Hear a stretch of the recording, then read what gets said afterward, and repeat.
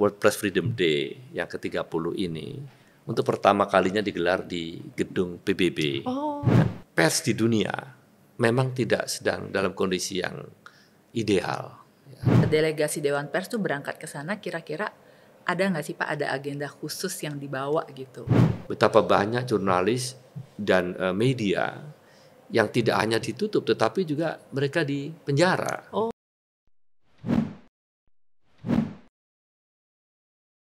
Halo sahabat DP, selamat datang di Insiders, ini siniar Dewan Pers. Nah, hari ini kita akan membahas tentang World Press Freedom Day yang seperti kita ketahui 3 Mei lalu kita memperingati Hari Kebebasan Pers di dunia itu gitu. Nah, kemarin acara peringatannya digelar di New York di Amerika Serikat. Nah, Dewan Pers turut mengirimkan delegasi ke acara tersebut. Nah, salah satunya kita sudah hadirkan di sini adalah Pak Toto Suryanto. Selamat datang, Pak. Ya, Mbak. Nah, Pak Toto ini adalah Ketua Komisi Hubungan Antar Lembaga dan Luar Negeri Dewan Pers. Jadi kita mau tanya-tanya nih ya ke Pak Toto, gimana sih kemeriahan acara di sana gitu loh Pak, dan juga gimana apa ya delegasi Dewan Pers bersama terutama Pak Toto ikut di sana, terus acaranya tuh meriahnya seperti apa gitu loh Pak? Wah, kalau ke Amerika itu semuanya terasa seperti besar sekali. Oh, grande gitu ya Pak ya? Apalagi begini memang, untuk World Press Freedom Day yang ke-30 ini, untuk pertama kalinya digelar di gedung PBB. Nah, jadi ini menjadi satu yang membuat suasana itu menjadi begitu, apa ya, boleh dibilang bergelora begitu. Ya acaranya sendiri memang dihadiri oleh banyak perwakilan dari banyak negara. Kalau dari Indonesia memang Dewan Pers ini kemarin kita berlima di sana, sama satu lagi dari sekretariat. Kita hadir di forum itu dan kita banyak belajar. Pertama, jadi belajar apa? Juga ya Pak ya, Dewan Pers ya Pak ya? Belajar dari pandangan-pandangan tokoh-tokoh dunia yang hari itu menjadi pembicara. Nah, kita mencatat ada misalkan bagaimana pernyataan dari Sekjen PBB Antonio Guterres, di mana beliau waktu itu hadir melalui video dan kemudian menyampaikan bahwa pers di dunia memang tidak sedang dalam kondisi yang ideal. Ya. Maksudnya pers ini banyak sekali di berbagai belahan dunia itu yang menghadapi tekanan. Tekanan itu bahkan tidak hanya bersifat ekonomi, tetapi sudah pada tekanan yang sifatnya fisik kepada beberapa atau sejumlah jurnalis, ya, para pegiat media. Ini yang membuat mereka melihat PBB merasa perlu untuk mengendorse bahwa PBB ini bersama-sama dengan pers. Oh, jadi no wonder itu digelarnya di UNHQ ya Pak ya, ya di headquarternya itu ya Pak ya. Oh, jadi PBB tuh secara ini menyatakan sikapnya seperti itu ya Pak ya. Udah digelar di sini karena kami mendukung kalian seperti itu ya Pak ya. Saya terkesan tuh dengan pernyataan Excellency Antonio Guterres ya, karena selama ini beliau pidatonya biasanya kan bagaimana menyangkut perdamaian dunia, bagaimana mengupayakan repatriasi pengungsi atau barangkali penyatuan keluarga yang terpisah di beberapa negara yang terlanda konflik begitu. Kali ini beliau dengan tegas menyatakan bahwa pers ini adalah pilar demokrasi yang tidak boleh tumbang. Oh, betul. Ini kaget juga saya sampai berinding juga. Pak Guterres sampai begitu, artinya ini menjadi satu pemahaman baru bagi kita untuk lebih menyadari bahwa pers itu memang dibutuhkan oleh masyarakat secara luas. Dunia pun memandang tanpa pers, tanpa kehadiran jurnalis, tanpa kehadiran mereka-mereka yang rela untuk kemudian masuk ke dalam situasi yang sulit di beberapa negara yang terlibat konflik untuk sekedar melaporkan apa yang terjadi, itu mungkin dunia ini nggak tahu apa-apa. Gitu. Bagaimana Pak Guterres menyorot beberapa negara yang sedang terhadap konflik, tentu soal Ukraina dan Rusia, tapi juga ada di beberapa negara di Afrika dan lain-lain yang juga terlanda konflik seperti di Sudan, ya kan? Nah di situ disampaikan bahwa pers ini tetaplah dalam posisi yang tidak gentar. Gitu. Ini menarik ini. Kita, ya juga kita belajar dari beberapa jurnalis yang dalam tanda petik itu begitu kritis kepada situasi di negaranya. Ada seorang wartawati dari Iran, gitu, dia menyampaikan bahwa ada kondisi-kondisi yang mengkhawatirkan di negaranya. Misalnya betapa banyak jurnalis dan media yang tidak hanya ditutup, tetapi juga mereka dipenjara. Oh. Itu yang disampaikan dalam forum diskusi setelah penyampaian speech dari Direktur UNESCO, kemudian dari Sekjen PBB, dan itu diikuti dengan beberapa semacam testimonial gitu ya.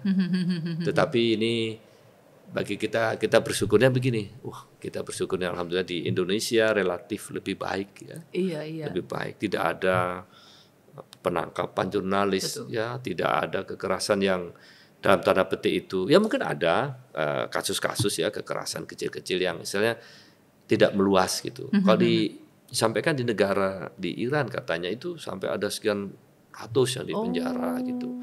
Nah, kita pun juga sama belajar dari yang terjadi di lapangan. Mungkin di masa lalu ada juga kasus-kasus kekerasan oleh oknum aparat kepada jurnalis kita. Kita sadarin itu ada. Kemudian juga ada yang barangkali jurnalis mengalami hal yang kurang menyenangkan, bahkan berbahaya sampai misalkan terbunuh atau apa. Kan kita di Indonesia juga pernah terjadi itu. Iya. Nah, yang kita soroti sekarang adalah trennya ini di negara kita relatif aparat kita itu sudah mulai lebih baik lah. Betul. Artinya ada kesadaran bahwa pers itu biarlah berfungsi sebagai nama mestinya, tidak boleh diganggu karena pers itu akan menyuarakan sesuatu yang jernih. Nah, ini yang kita harapkan tentu di Indonesia yang sudah baik ini, baik dari aparat kita, Polri, TNI, tetaplah terus menghormati kemerdekaan pers.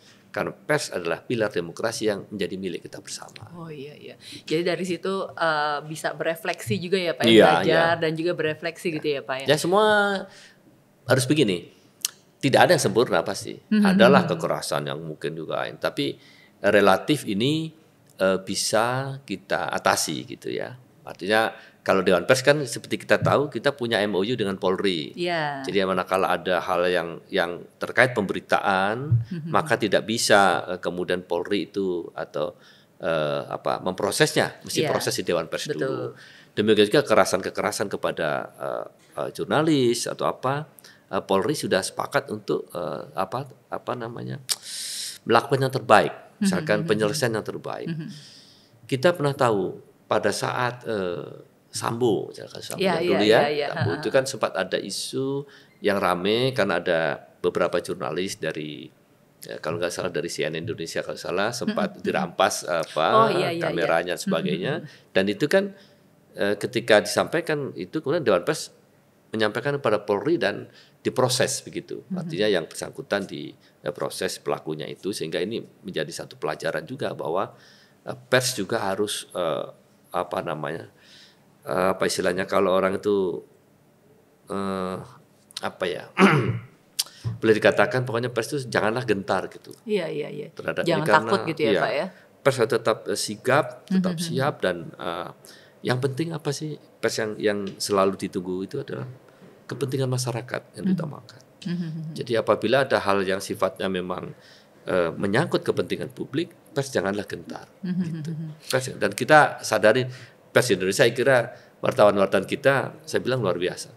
Hebat. Jurnalis Indonesia itu saya lihat hampir semua media memiliki orang-orang yang pemberani ke banyak hal, termasuk gitu ya, kritis kepada kekuasaan, kritis kepada hal yang kurang baik, termasuk yang paling penting adalah kritis kepada masyarakat juga. Kita kan dalam proses demokrasi itu kan harus ada fairness, ada keadilan, ada kejelian, ada kejernihan.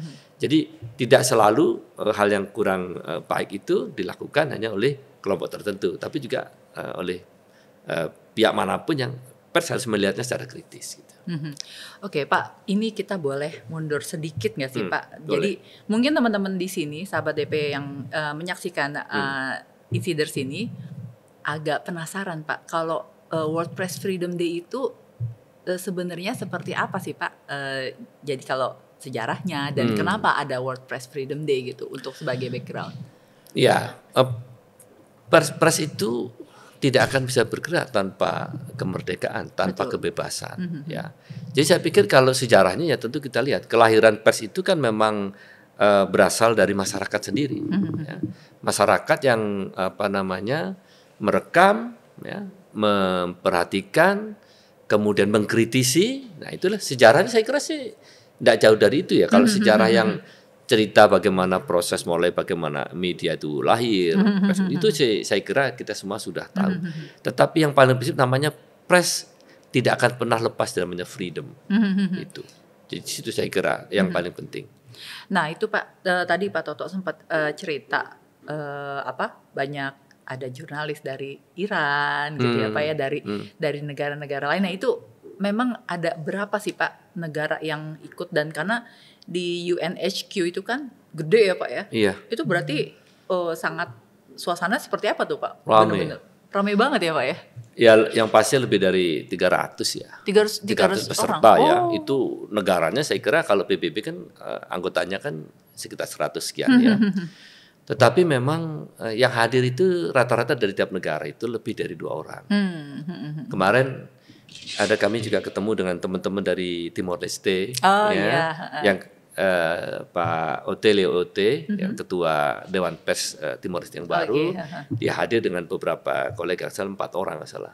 Kita cukup banyak 5, tapi dari negara lain, kayak misalkan dari negara-negara Skandinavia, dari negara Timur Tengah, dari apa itu rata-rata mereka ngirim 3 atau 4 orang. Dan begini, ada banyak peserta itu yang karena negaranya sedang konflik, maka yang hadir itu ada wartawan yang memang kebetulan berdomisili atau bertugas di sekitar Amerika. Oh, jadi mereka dijadikan wakil ya? Iya. Karena mumpung ada ini daripada mereka kan repot ya keluar. Iya. Udah sekalian di sana gitu ya. Di sebelah saya itu ada seorang wartawan dari Egypt, dari Mesir. Dari Mesir saya tidak konflik, tapi dia bilang saya mendampingi. Ada tim dari Egypt yang kesini, jadi kebetulan saya adalah koresponden satu media di sana, ya, tugas di New York.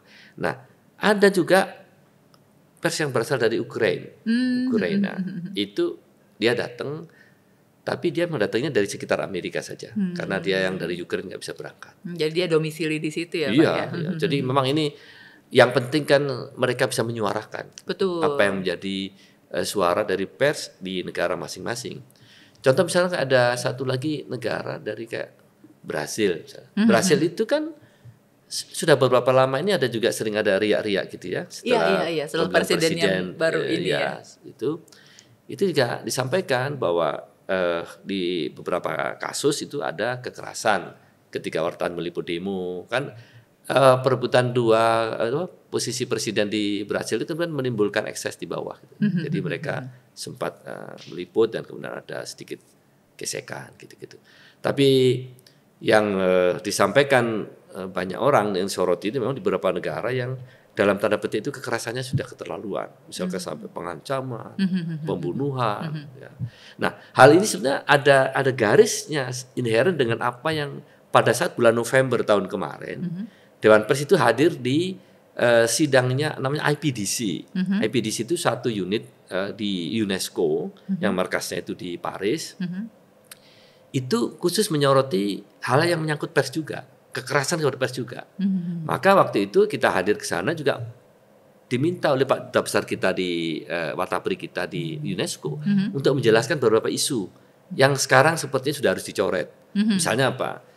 Kasus kekerasan kepada wartawan di Sumatera Utara waktu tahun berapa itu masih tertulis tuh di UNESCO. Oh, jadi masih tercatat Indonesia tuh catat ini ada gitu 9 ya, kasus. Nah, ini kalau kita nggak luruskan, itu kemudian dianggap kita masih ada kasus itu. Masih berlarut-larut gitu ya, sudah Pak, solve, misalnya kasus di mana lagi sudah ini.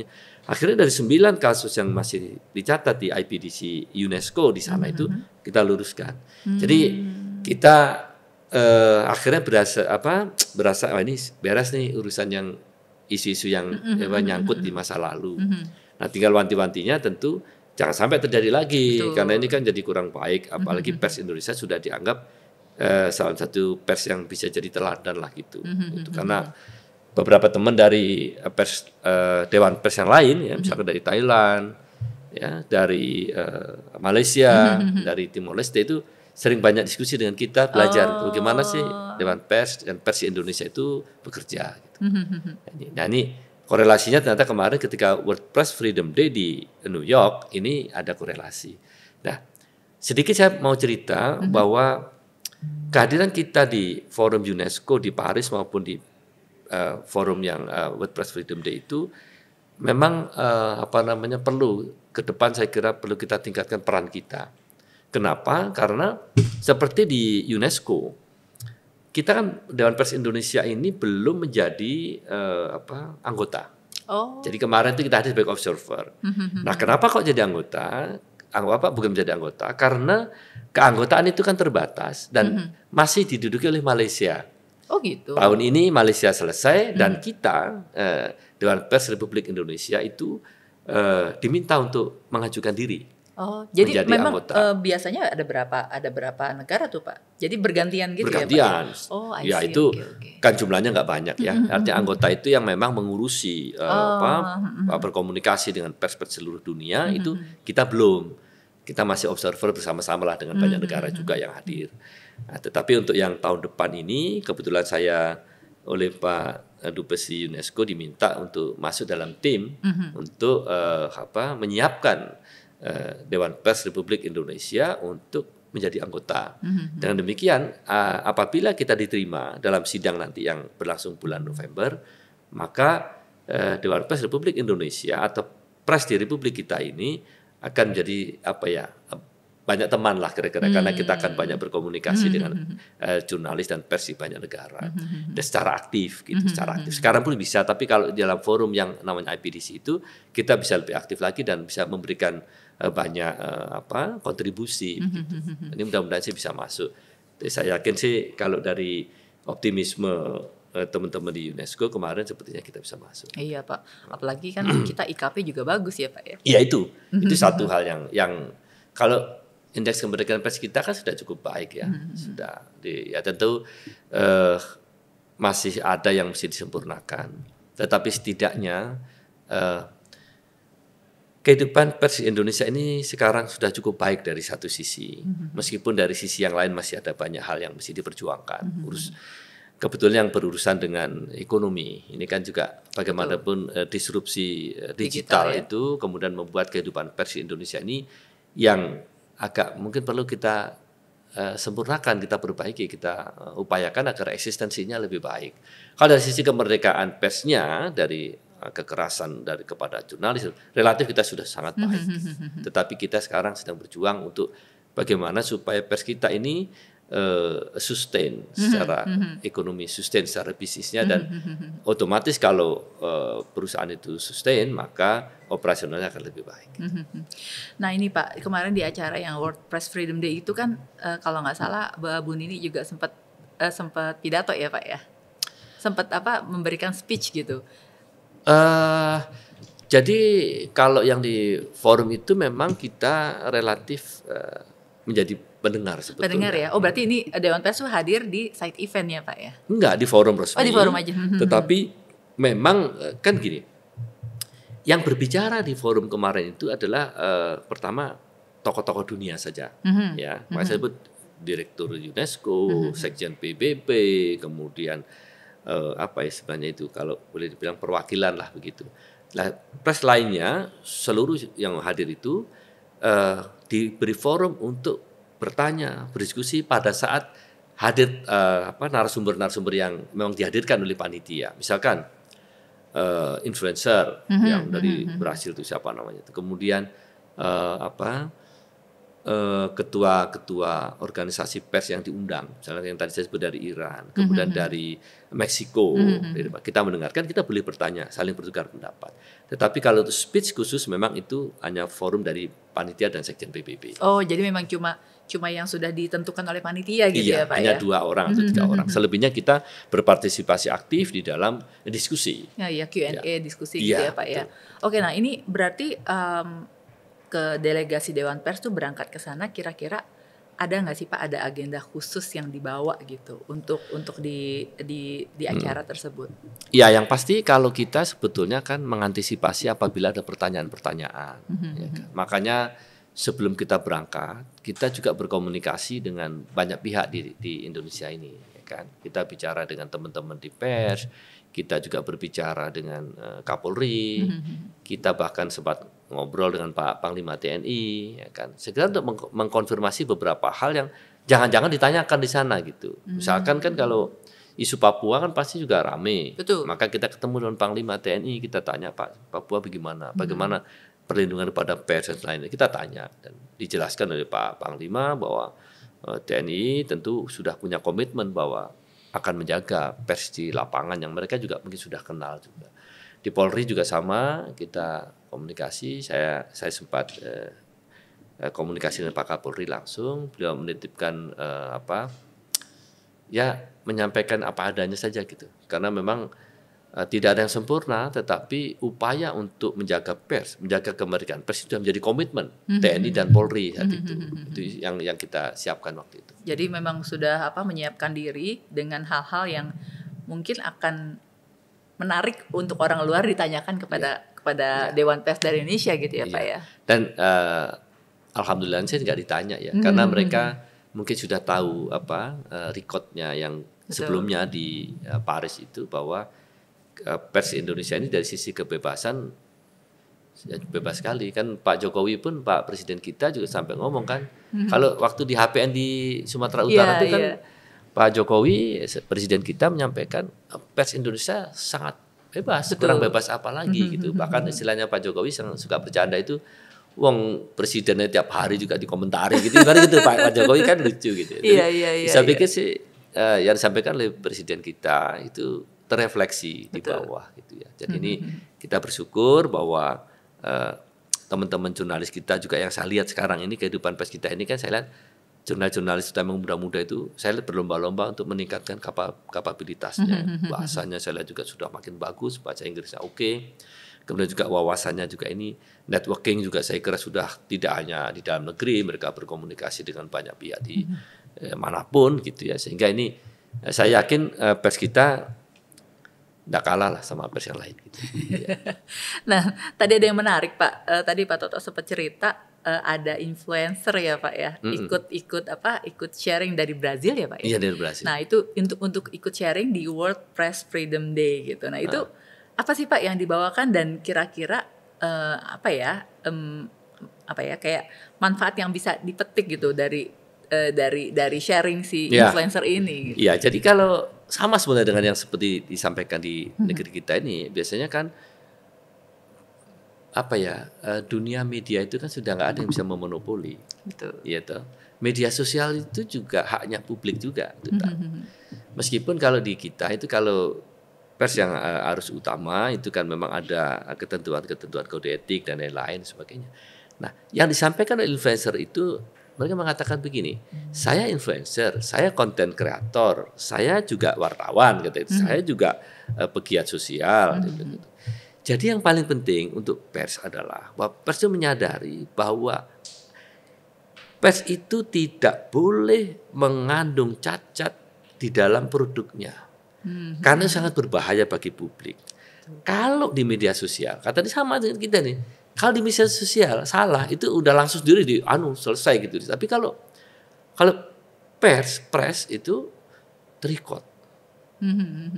Press itu punya tingkat trust publik itu yang lebih besar sebetulnya. Jadi kalau di media sosial ada keliru sedikit mungkin bisa diperbaiki tanpa ada ini. Tapi begitu di press itu keliru, maka urusannya kan internal dan eksternal. Internal berarti ada SOP yang tidak jalan. Ya kan, yang eksternal itu dampaknya itu akan berbahaya. Kalau kita sadari begini, orang yang mengkonsumsi media sosial, saya kira kita semua kan tiap hari konsumsi media sosial macam-macam itu ya, ada FB, ada IG dan lain-lain. Itu kan kalau sekarang senyum aja gitu, ini lucu ya gitu. Tapi kalau misalnya kita baca produk jurnalistik dari media mainstream atau media yang baru ya digital, begitu baca keliru itu yang terbesit adalah, wah ini bisa saya cek nih, bisa aku itu.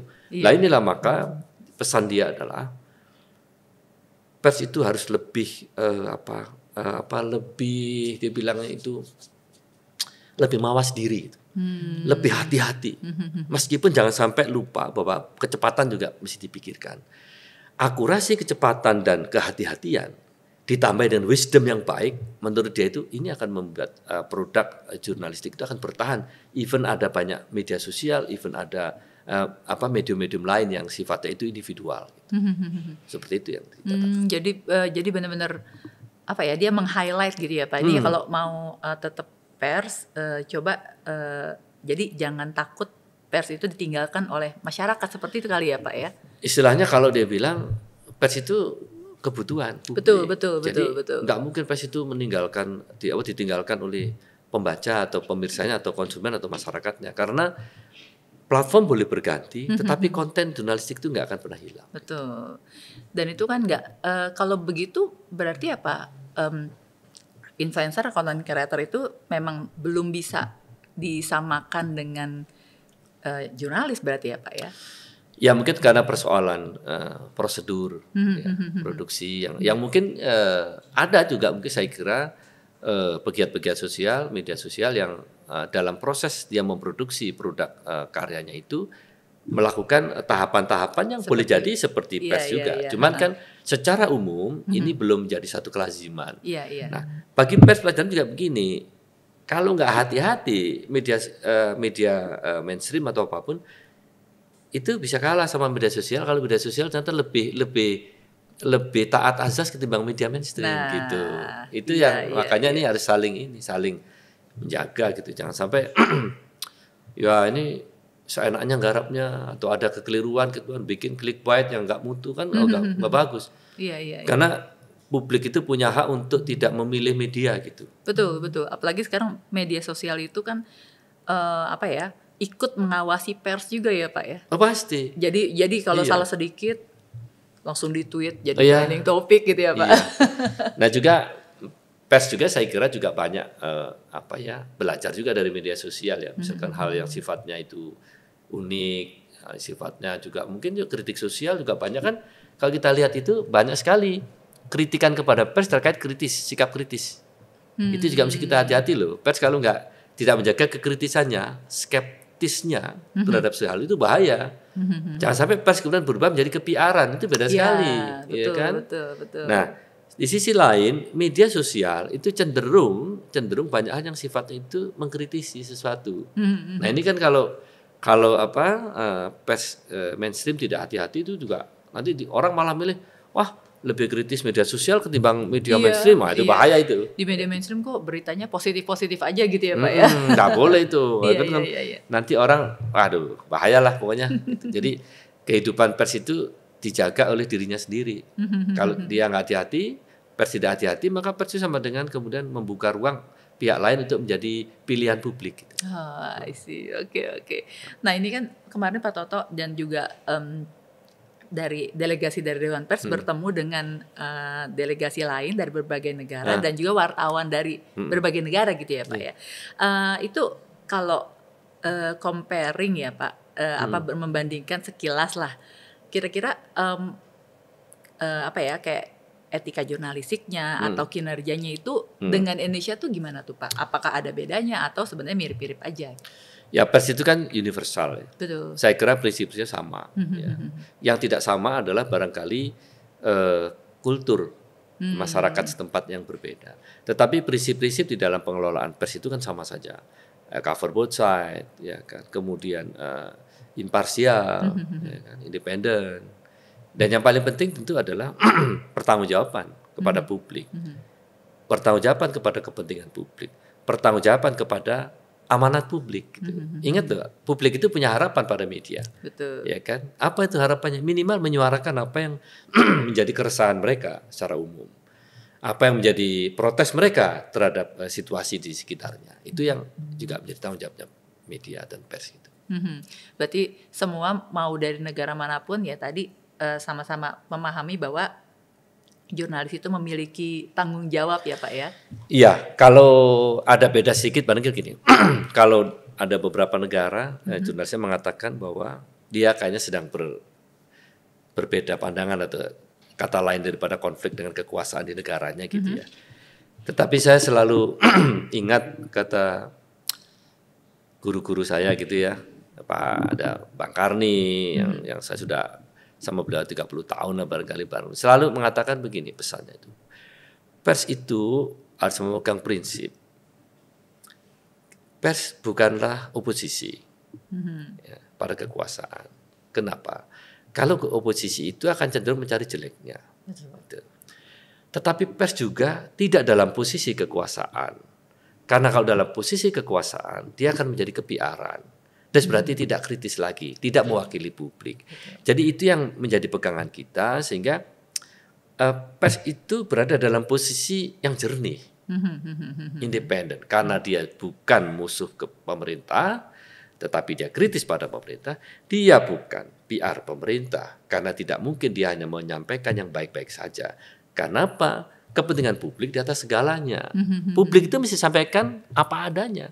Ini loh baik, kurangnya di sini. Ini loh jelek, tapi jangan lupa ada positifnya yang A. Sehingga penilaian kepada keadaan tertentu itu atas dasar materi yang dikelola dengan akurasi dan objektivitas yang tinggi, maka membuat publik itu bisa memutuskan sendiri apa yang terbaik untuk dirinya. Itu yang paling penting. Iya, karena faktanya sudah dipaparkan ya, iya. Pak ya. Coba bayangkan kalau pasti menyampaikan yang baik-baik saja, ini pokoknya udah benar. Lama-lama masyarakat akan mengatakan apa iya gitu. Akan prinsipnya akhirnya begini, mana yang mudaratnya lebih sedikit itu, publik pasti akan butuh itu, ya kan. Oke, ada kekurangannya, tapi ya nggak apa-apa lah, bisa gitu. Demikian sebaliknya, kalau jeleknya lebih banyak, waduh bahaya ini. Kebaikannya sedikit. Jadi biarlah publik itu kemudian memutuskan sendiri apa yang terbaik untuk dirinya, apa yang terbaik untuk opini dirinya, kira-kira. Nah ini kan Pak, salah satu kalau nggak tadi Pak Toto juga sempat membahas salah satu yang dibahas juga tentang media sustainability ya Pak. Iya. Nah itu kan juga kita di Indonesia kan juga sedang menuju ke sana dengan publisher rights ya Pak ya. Iya. Jadi kalau di sempat ini nggak sih Pak, sempat mengemuka nggak sih Pak isu itu apa tentang media sustainability, terus juga koneksinya, hubungannya dengan publisher rights yang sedang disusun saat ini di Indonesia? Iya, di forum PBB sendiri sebetulnya sekilas disampaikan bahwa media sustainability itu harus menjadi satu concern.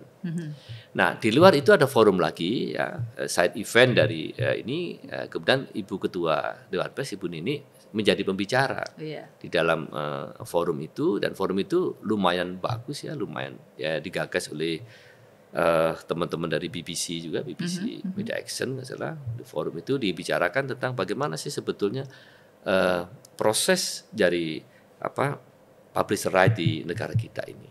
Nah, tapi kan kita tahu proses publisher right di negara kita ini sedang dalam posisi yang berproses, ya kan? Masih ongoing ya Pak? Iya, masih berproses. Jadi kita memang tidak bisa mengatakan sudah seperti ini. Gitu ya. Tetapi prinsip-prinsip kenapa publisher right itu perlu ada itu kan kita bisa jelaskan. Kita tahu bahwa publisher right itu sekarang sedang dalam posisi